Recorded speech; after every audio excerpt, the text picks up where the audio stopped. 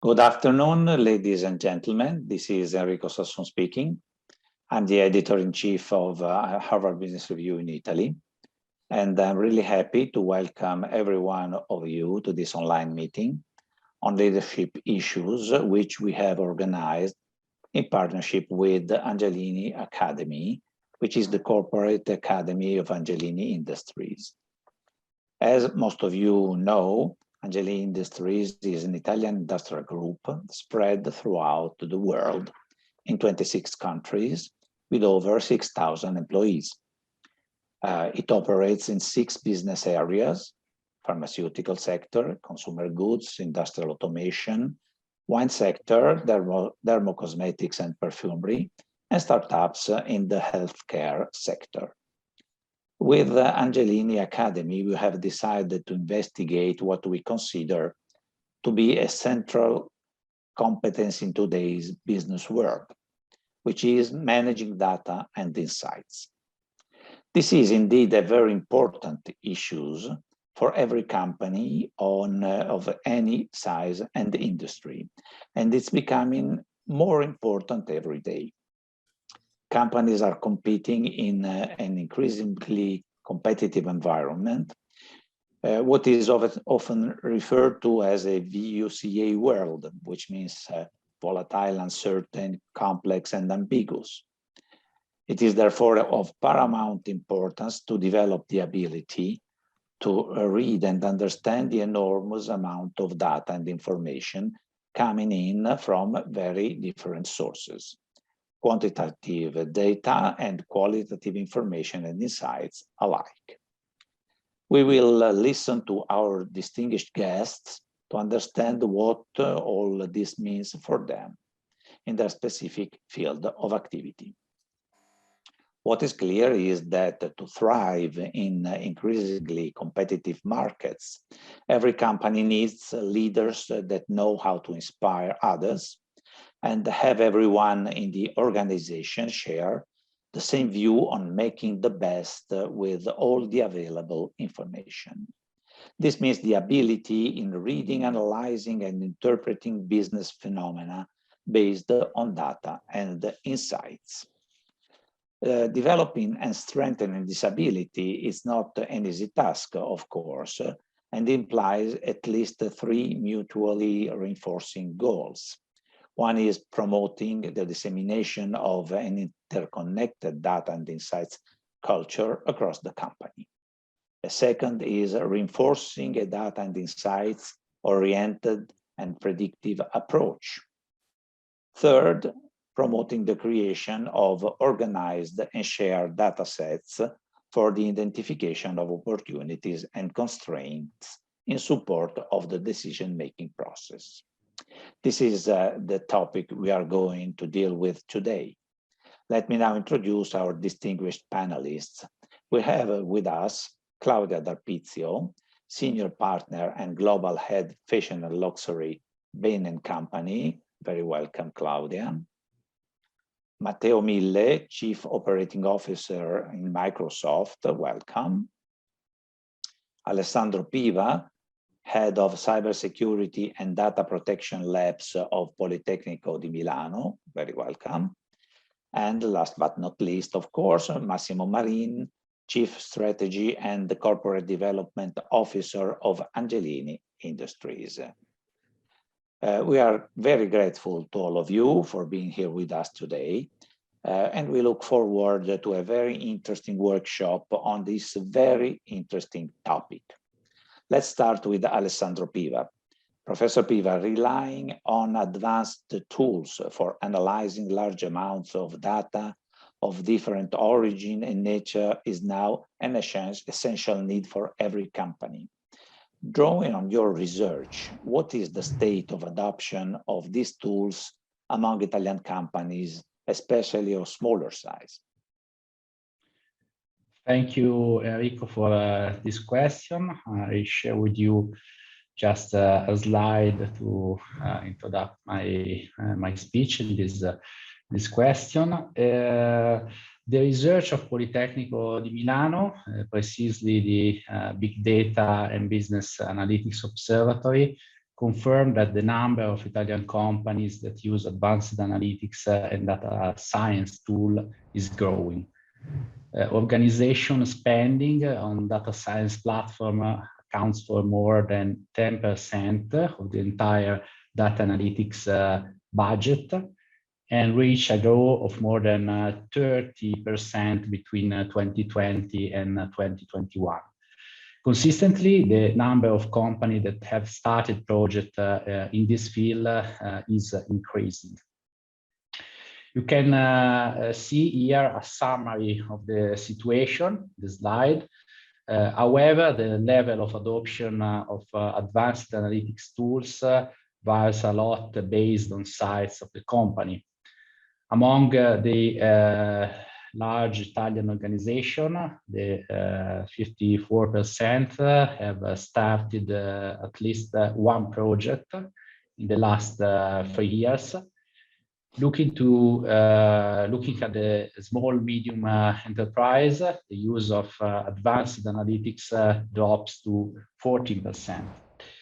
If we look at the adoption of advanced system of artificial intelligence methodologies, the percentage drops to 4%.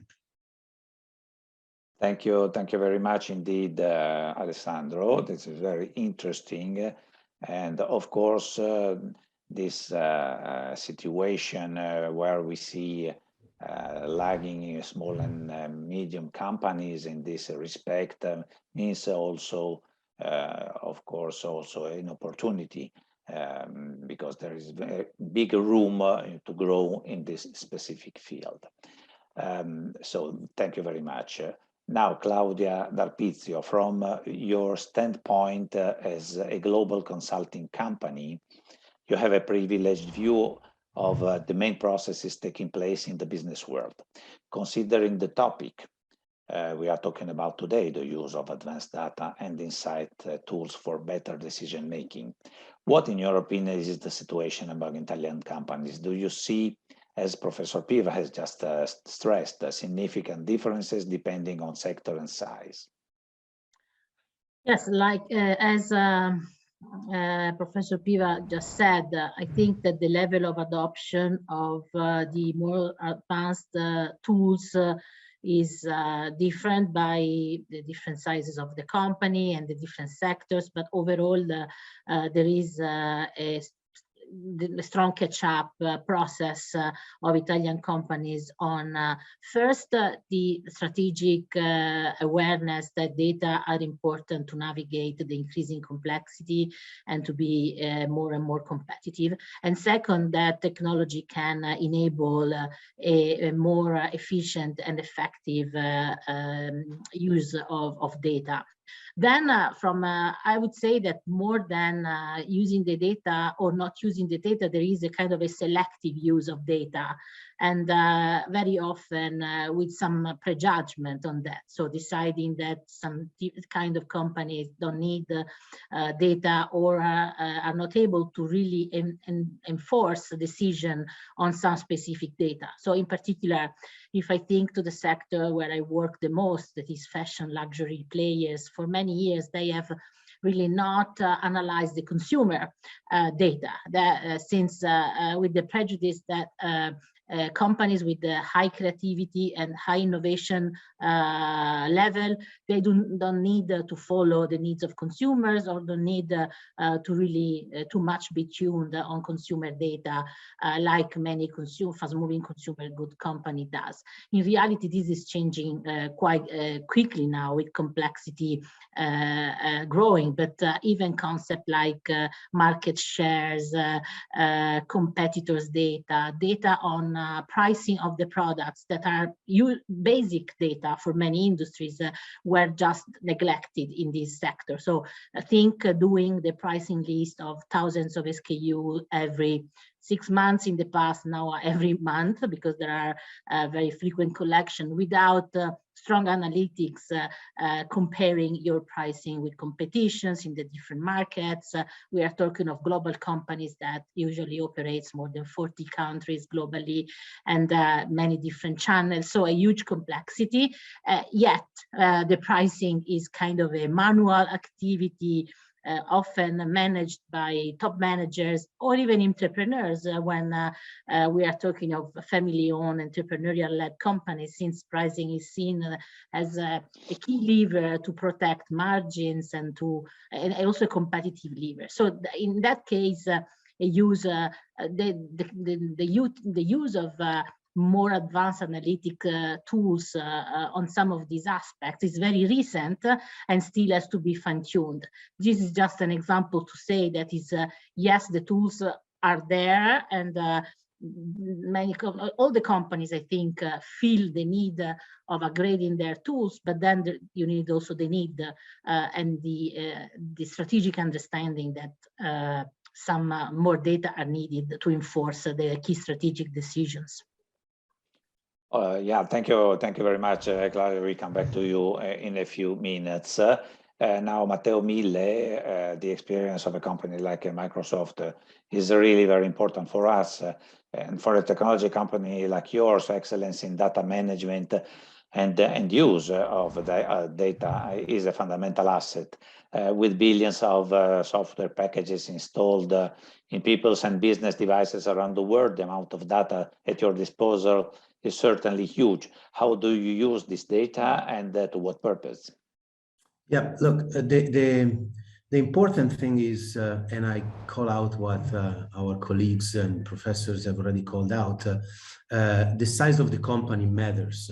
What we are seeing in the Italian market is that the bigger the company, the more quoted advanced the adoption of data and artificial intelligence is adopted. What we must share is that artificial intelligence and data management is basically the electricity of this era. And similarly to the electricity back in the days, it needs to be adopted broadly to see the immense impact that it drives. For Microsoft, data and artificial intelligence, tightly correlated, is actually one of the 6 pillars, one of the 6 solution areas that are embedded in our cloud platform. Thanks to an Harvard Business School study, we have in fact seen that companies on average are investing 3.5%, the digital leaders, or 3.2% of their top line in IT, which is, you know, more or less the same, 3.5, 3.2. Nevertheless, it is when these investments are focused on data exploitation, and Professor Piva called it out earlier, that we can see a significant impact on gross margin and on net profit. What does that mean? That people are seated on huge amount of data, but they are not using it. And this is crucial. You know, in the new digital economy, data is the key competitive differentiator, and we can see it on a daily basis in our customers that drives market success. Yet, while data is critical, many organizations are still stuck in outdated methods, old processes, and sorry to say it, old technologies. But why? 48% of the business-to-business organization claim that they're struggling with disconnected data. Disconnected data due to the fact that they are incapable of unifying it. So we're seeing that artificial intelligence is an enabler driven by a proper unification and structure of data that are originally disconnected. And therefore, 47% cited that the inability to extract data, not only to unify it, but initially to extract it from different source systems is the key challenge. We can see that on a daily basis into the big customers or the big partners and on the Italian market above all. Why? Because making sense of data is not easy. There are different schemas, different metadata, different relationship across the different data, and analyzing it, it requires huge standardization. So we need to be structured and we need to understand the source, the different sources. What we have found, in fact, is that the key lies in building systems of intelligence in the cloud, where you know, computation and capacity and sharing of solution is more accessible. based on rich data models. As Microsoft, we have built industry data models that have been built with vertical partners, many of them also academic institutions, and that provides information blueprint for businesses, for processes, for the customers, so that they can adopt it easily. Across 75 industry, among which healthcare and pharmaceutical is one of the core, we have developed with these partners industry data models comprising 5,000 data entities, 30,000 data attributes. I'm just trying to give you a sense of the complexity behind data management to allow artificial intelligence to be adopted. So it's a huge investment that we're doing. But let me give you an example, because examples make choices more clear. Novartis, they empowered scientists with artificial intelligence to speed the discovery and development of breakthrough medicine. So we have funded a program with Novartis, a program called Reimagine Medicine in the Novartis AI Innovation Lab to help accelerate drug discovery. So researchers can now apply artificial intelligence to comb through the trove of lab data through thousands of past drug development experiments, finding buried in PDFs, in Excel, in written description. And now they are running 10,000 experiments simultaneously.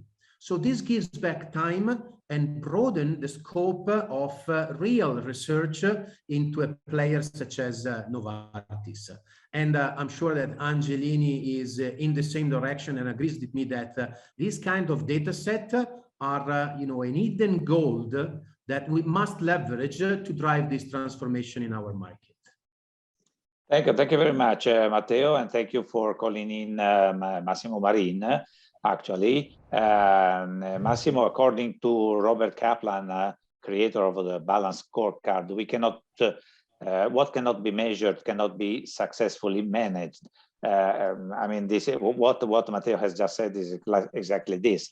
It's perhaps a somewhat extreme view, but one cannot certainly make appropriate decisions without the right information and without an adequate set of supporting data. It is therefore necessary to bring into the organization, starting from the top, a mindset oriented towards a systematic use of data and information shared with everyone. I mean, this is the big challenge, of course. Everyone in the organization must be involved in this, despite the fact that I imagine, that everyone probably agrees, this process is not actually always effectively implemented. In your opinion, what's stopping it and what could unlock it? Well, I think the systematic use of data is top priority for any corporate nowadays. And I think that despite being top of mind for executives, and you rightfully said, the systematic use of data is not always unlocked in corporates.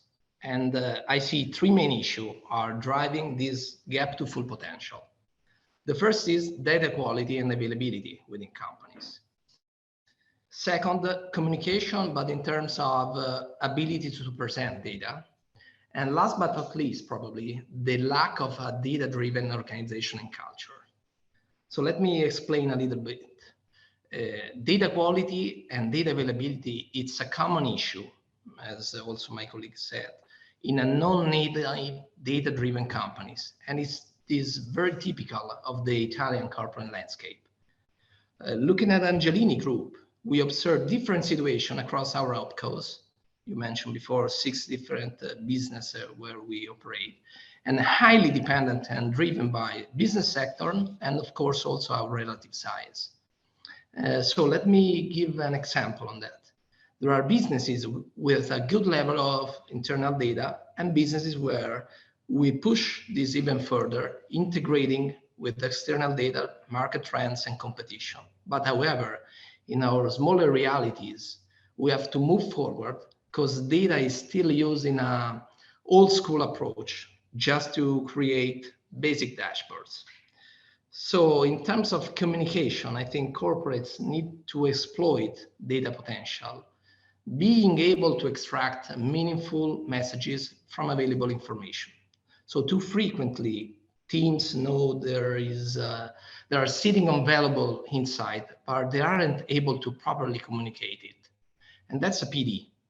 So the systematic and the use systematic of data without a data-driven organization is not, you cannot be successful. So you have to move forward through a cultural change. And in my view, sincerely, looking forward, it entails also to having skilled people within the company, also hiring new talents, able to collect, analyze, interpret data. So data-driven culture means that everyone at the company is used and confident to bring numbers into discussion, be it on sales target, operation, HR, so whatever it means. So just to summarize and wrap up, companies, to me, should be able to change the paradigm, changing dramatically the perspective, and really putting data at the center of the business. And of course, the implementation, and Claudia probably can confirm, needs to be agile. So the secret is working step by step, not rushing to reach the ideal state instantly. It might be a long process, of course, and you might face resistances, but it's the only way to implement a proper data path. Right. Thank you very much, Massimo. And now the four of you have painted a wonderful description of the situation. Let's go now a little bit more into the future. Let's start again with Alessandro Piva. Alessandro, the pandemic with its profound consequences in terms of social distancing and remote work and everything else has accelerated the adoption of increasingly advanced technologies in the business world. According to your research, once again, its progress appreciated and shared within the organizations, or in other words, do you notice a new mindset among employees at every level of the organization? Yes, thank you for this question. I share with you another interesting analysis on this. In 2020, we tried to perform a deeper analysis on the pandemic consequences on data analytics, and among the large organization, we presented the widening of a gap that we call the analytics divide. There was, and there still is indeed, an important gap between well-structured organization and players at the beginning of analytics maturity. Before the pandemic, some organizations had already worked on the technology and skill to extract value from data. They managed very well the emergency phase, leveraging above all on internal resources, on internal competencies. In many cases, data science competence centers have gained a greater internal visibility, working on risk management issue, for instance, and providing worthy information for top management. By the way, decision makers perceive even more the importance to have valuable information, since they had to make a risky decision in a totally new context. These competence center, if they are well organized, have also been able to update and correct analytical models already in production. Let me give you an example. The analysis of consumer behavior between online and offline shops is a clear case where the total rethinking of algorithms has been fundamental. The behavior of customer changed during pandemic. On the other hand, companies at the beginning of a path towards advanced analytics, without internal resources or with very scarce resources, have preferred to delay investment in technological or data science projects. This had a clear effect on the Italian market of data analytics solution and services. In 2020, we estimated only a 4% growth. Considering the strong impact of the pandemic on economics, it was a positive result, but quite disappointing for an area of such great interest and evolution. Thank you very much. A very, very clear view, Alessandro. Thank you very much. Let's go back to Claudia D'Arpizio. Claudia, companies compete without borders in an increasingly competitive scenario. The advanced use of data and analysis tools is therefore of strategic importance, as we have seen so far. In many cases, it requires a real digital transformation for which many companies are still unprepared. So what is the experience of your consulting company in this very, very important regard? Yes, so as we have just said, for sure the pandemic has accelerated the awareness and the need of monitoring the business and all the different axes of complexity more strongly. It's true that data and tools have been for sure very helpful to navigate the tempest of 2020. So if I think again to the sector that I follow the most, during the lockdown, actually this sector shut down all the stores across the globe and all the DC e-commerce distribution centers, and they were kind of in a panic mode, and every single signal from any market was important to depict the possible next step in terms of where to move the goods from one country to another, or where to really redirect their marketing efforts. But I think that data alone are not enough. Again, you need the strategic thinking and the human touch attached to it. And also thinking that we see in the digital transformation in this company that the level of adoption and implementation is also linked to how you are able to make this data yes, useful, but also I would use the word entertaining, in the sense that we all have a span of attention that is very limited.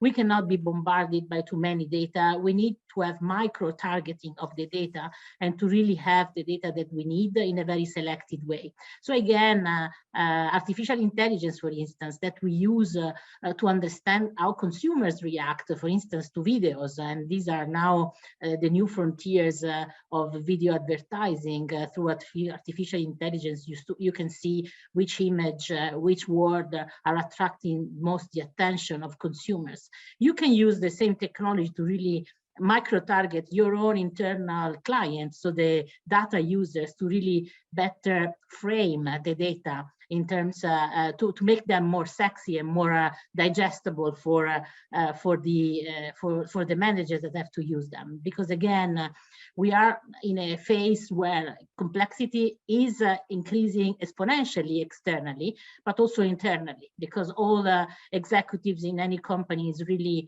bombarded by all kind of messages, data, not only for business, but also analyzing competition through social media, analyzing all the digital touch point. You are 24 hours on with your iPhone and getting emails at any hour. So also the rate of adoption and the span of attention is an important key success factor for the successful adoption of these new tools. Then again, digital transformation is in process. Many Italian companies have still big gap in terms of basic systems. So it's a little bit of a catch-up.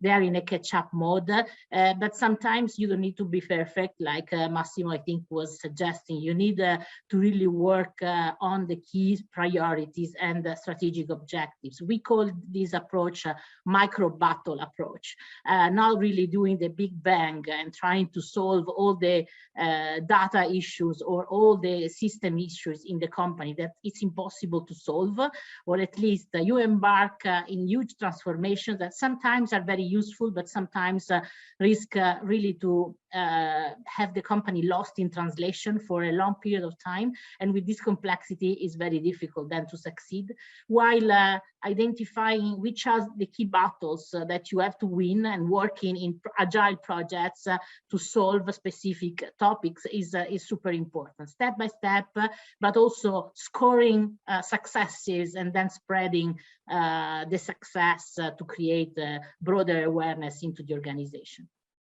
Yeah, thank you very much, Claudia, for stressing this particular point. Of course, the companies not only need proper organization, data, and the ability of using data to manage every situation. The point that I was introducing before is that we can use this data also to look into the future.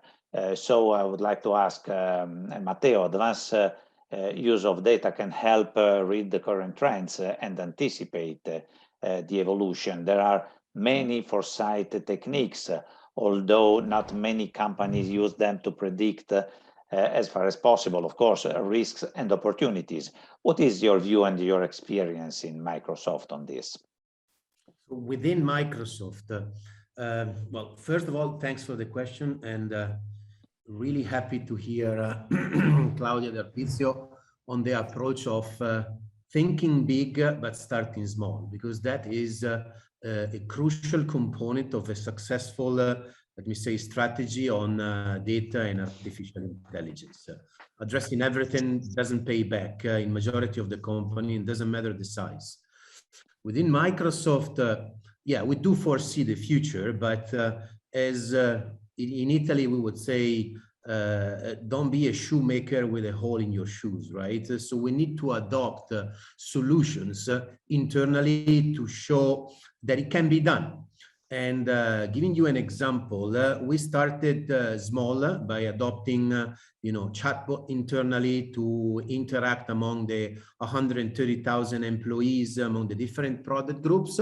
Well, what I can share today is that AI and machine learning algorithms and predictive analysis are at the fundamental of our business.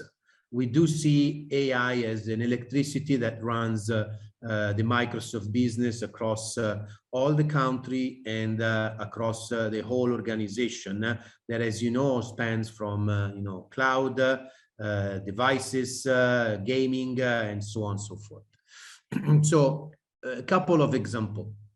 As the Chief Marketing and Operation Officer within Italy, I do have the ability to analyze the whole funnel between marketing activities and post-sales nurturing. And I do that by having the ability to analyze the data that comes from local events, demand generation activities through, social, or through, tele. Once again, through specific activities run from our global demand center in Redmond or across across Europe. We do have the ability to attract people that might be interested in our white paper on security, or on our white paper on data and machine learning. And by understanding their needs, given their preferences, and understanding the source of their approach to Microsoft informations, we then route all these data sets to the most suitable or fitted role within Microsoft to take care of these needs of the customers. So as you can see, and I'm just overly simplifying what we're doing, from the marketing activities into the post-sales, there is an algorithm and a machine learning activities that are routing those leads, because at the end of the day, we're selling, we are a cloud platform provider, but we're selling subscription. We are selling, electricity, if electricity can be used as the analogy of the AI. And so we can send that kind of information to our partners, to our field sales, to our digital sellers based in Ireland, to our Microsoft store, or to our website that takes care of that information and fulfills the needs of the customer or of the partner. And this is just an example of how pervasive is AI within us. But one other example that I am keen to share is that we have been living in the past years in a pandemic situation, right? And therefore, understanding how the well-being of our users was analyzed. It has been a pivotal information that we have relied upon. The examples that I can give you is that we have seen that the majority of the user of our collaborative platform, so Teams or Outlook combined with Teams and so on, were actually keen to understand how the employees in a given company were more or less productive based on their well-being. So addressing and understanding how they were behaving in using Teams together with Microsoft PowerPoint or Excel and so on in a combined platform, which is Viva, provided to the managers of these companies insights to understand what should we tell to the finance department or to the administrative department or to the research on how to better take care of their time at work. So understanding actionable recommendation on the productivity of these users gave us a feedback on how to restructure or refine the agenda of the people. An example, you probably have noticed that in Outlook, the default time for the meetings has been reduced from an hour to 50 minutes or from 30 minutes to 25. That comes from the gathering of all those feedbacks and all those insights in the former usage of the product. So you can see that listening to the customer experience, understanding that they needed breaks between the meetings have allowed us to reduce the time. And we did it on the fly. We did it on the cloud providers.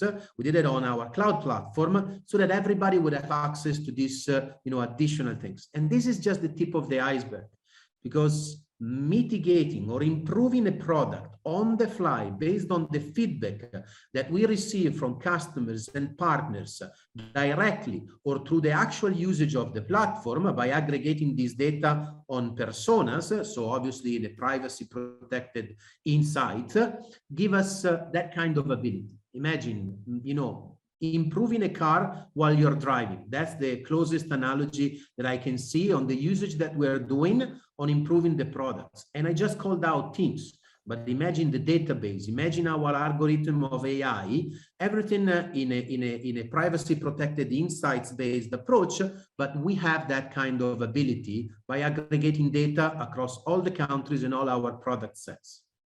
I hope that gives a sense of how deep we are in data management and artificial intelligence within our, let me say, cobbler shop, using the older analogy of the shoemaker.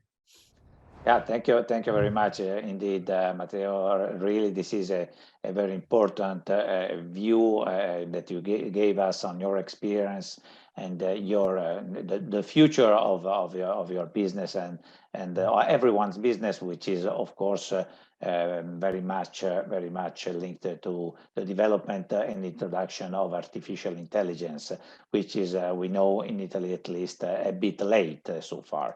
But this is the future. Now, Massimo, as we already said, we have said really a lot of very interesting things, but we said that we live in a very uncertain and volatile environment. Making the best out of relevant data and information is, of course, a must, but it may not be enough. By definition, we can often rely on incomplete data and ambiguous information that need to be read and interpreted, and which, when it comes to extraneous, need to be projected and amplified. Once again, we're talking of foresight. In your opinion, are decision makers aware of this need? Is it appropriate to think that this is a skill that can be taught or developed in people and organization? Well, I think this question allow me to expand a bit on what I was describing earlier. Because in an ideal world, we will have high quality data, enough time to analyze it, and therefore generate also meaningful insights.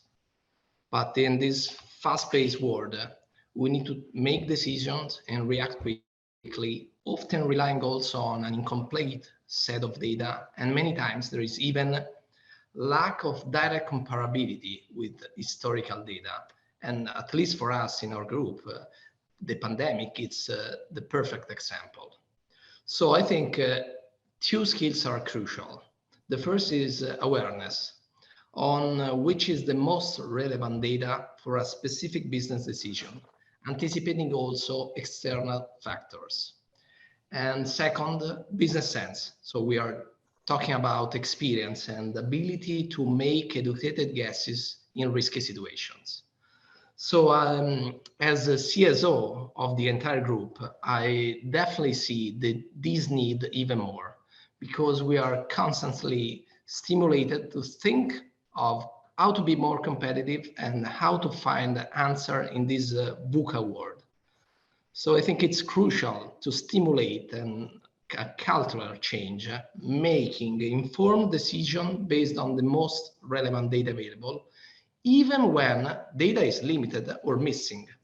So with weak signals, business sense and experience play a key role.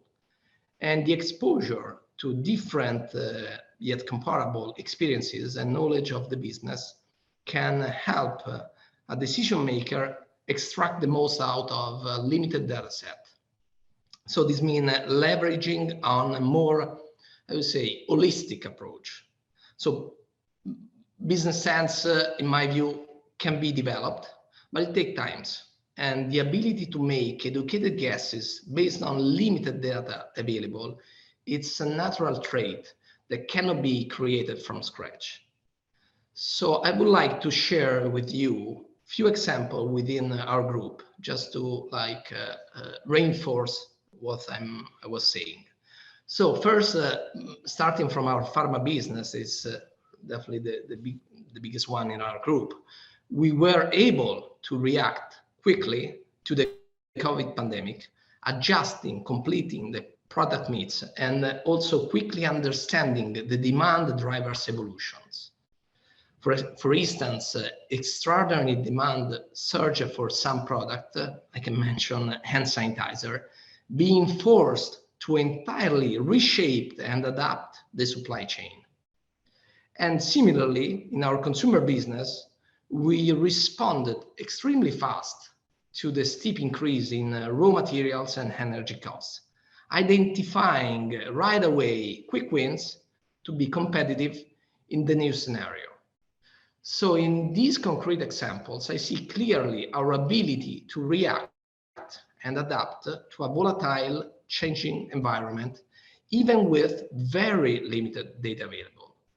And I think sincerely, for sure, quality of our people, our decision makers, even beyond data, made a difference. Well, thank you very much, Massimo. Very interesting description of your reaction to the pandemic and the use of technology and innovation to the different purposes in this situation. Thank you all. I mean, we are now at the end of this very dense and fruitful discussion. I'm very grateful to Claudia D'Arpizio, Matteo Mille, Alessandro Piva, and Massimo Marin for their great contribution and for their stimulating ideas. I hope that this workshop has been as interesting for those who listen to it as it has been for us to make. A special thanks, of course, to Angelini Industries and Angelini Academy for having started this important initiative. This webinar has been recorded, and it will be soon available on our websites. So thank you everyone again for watching. We do hope to have given you some reason to follow our activities even in the future. Thank you very much and goodbye.